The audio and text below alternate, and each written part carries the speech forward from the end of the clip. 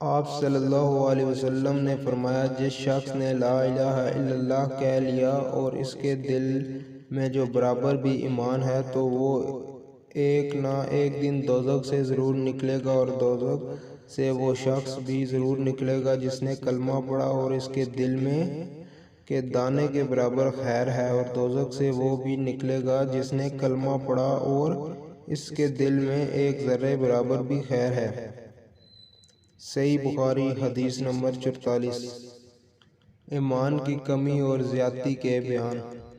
مومنو، اللہ سے ڈرو جیسا کہ اس سے ڈرنے کا حق ہے، اور مرنا تو مسلمان ہی مرنا، اور سب مل کر اللہ کی ہدایت کی رسی کو مضبوط پکڑے رہنا اور فرقے فرقے نہ ہو جانا، اور اپنے اوپر اللہ کی اس مہربانی کو یاد رکھنا جب تم ایک دوسرے کے دشمن تھے تو اس نے تمہارے دلوں میں الفت ڈال دی اور تم اس کی مہربانی سے بھائی بھائی ہو گئے،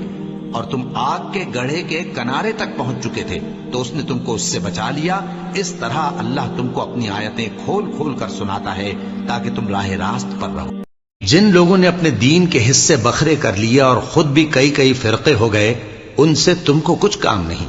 ان کا کام اللہ کے حوالے۔ پھر جو کچھ وہ کرتے رہے ہیں وہ ان کو سب بتائے گا۔ جو کوئی اللہ کے حضور نیکی لے کر آئے گا تو اس کو ویسی 10 نیکیاں ملیں گی، اور جو برائی لائے گا تو اسے سزا اس جیسی ہی ملے گی، اور ان پر ظلم نہیں کیا جائے گا۔ کہہ دو کہ مجھے میرے پروردگار نے سیدھا رستہ دکھا دیا ہے، یعنی دین صحیح، طریقہ ابراہیم کا، جو ایک اللہ ہی کے ہو رہے تھے اور مشرکوں میں سے نہ تھے۔ یہ بھی کہہ دو کہ میری نماز اور میری قربانی اور میرا جینا اور میرا مرنا سب اللہ رب العالمین ہی کے لیے ہے، جس کا کوئی شریک نہیں، اور مجھ کو اسی بات کا حکم ملا ہے، اور میں سب سے اول فرما بردار ہوں۔